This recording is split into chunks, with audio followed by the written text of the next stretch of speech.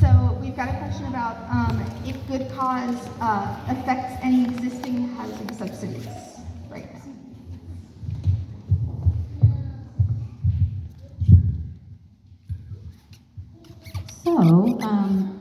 So good cause is not like a subsidy. We are advocating for a bill that would create a voucher program that would essentially subsidize rents, and that's the Housing Access Voucher Program. But good cause it wouldn't change the law regarding any existing subsidies. I will just add that in some cases, when a developer or property owner is receiving subsidy, they are legally obligated to make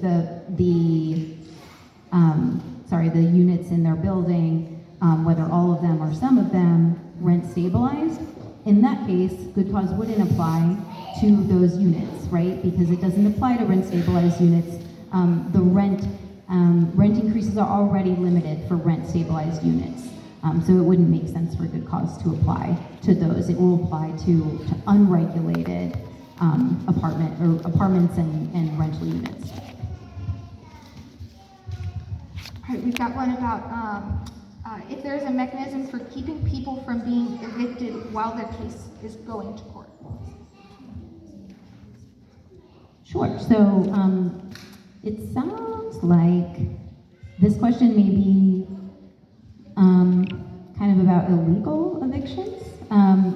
So without an order from the court, a landlord cannot legally evict you. Eviction is a legal process, a legal proceeding. Unfortunately, many tenants may not know this, and why would they? It's totally reasonable.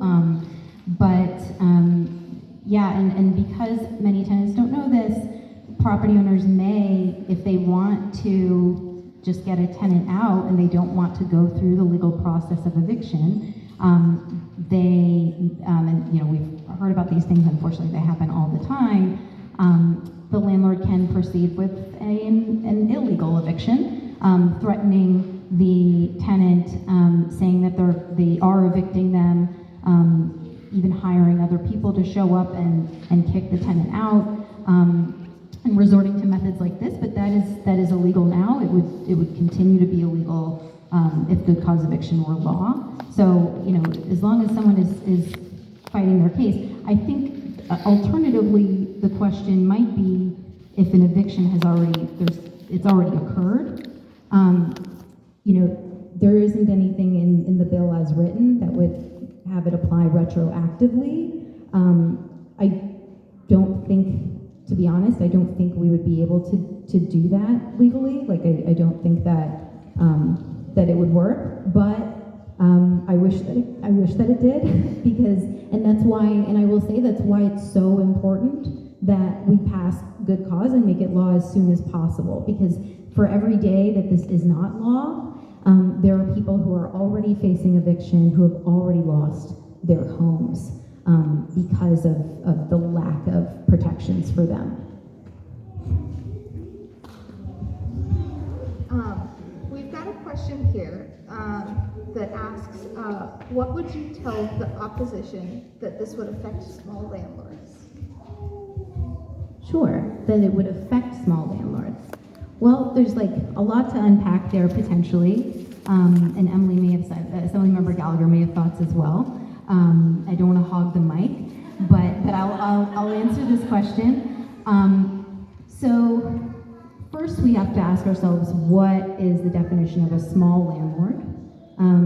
We mentioned earlier that this bill exempts owner-occupied buildings with fewer than 4 units. I would certainly consider that to be a small landlord, a small property owner. But let's just say, for example, someone owns just 2 buildings, which is 2 more than I own, by the way, and it's 2 more than most of us own. So I think that's an important caveat. Like, under the law, someone who owns property really has more rights in like a tenant-landlord relationship than the tenant does. And so while it's important for us to protect the rights of everyone, including small property owners, I am most concerned with protecting people from unjust evictions and unreasonable rent increases and potentially being displaced from their homes. And so there are protections in the legislation for small landlords, someone who owns, it's not about how many buildings they own necessarily, but for example, there's also a part of the bill that says if a property owner owns a building with fewer than 12 units and they want to retake one of those units for themselves or a family member, even an extended family member, then that would actually constitute good cause to evict. They would be able to retake that unit because it's their property. Yeah, I mean, so we tried to accommodate the needs of like truly small property owners in this bill, but the average landlord in New York City actually owns 900 units. So yeah, just to give, I know that sounds like astonishing, but it's an accurate statistic. We don't, the vast majority of building owners in New York City, or rather I should say the vast majority of buildings that tenants live in New York City are owned by large landlords or even corporations or LLCs. Emily? I would also say to the hypothetical small building owner that I think most building owners don't have tenants that are nightmare tenants most of the time.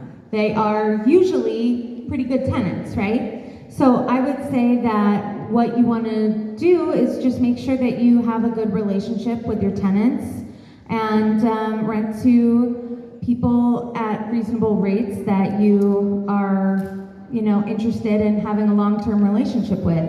And I think that for most buildings that I've lived in, there wasn't a nightmare tenant. I've never actually had a nightmare neighbor, and I think that often when we have an asset that we're protective of and that we've worked a long time to purchase or to take care of, we buy into a lot of nightmare scenarios, and we hear about scenarios that are on the news or something like that. And I think it's a good reality check to say, like, most of the time that is not what's happening. And a nightmare tenant is an exception to a rule. So, get to know your tenants and build a strong relationship.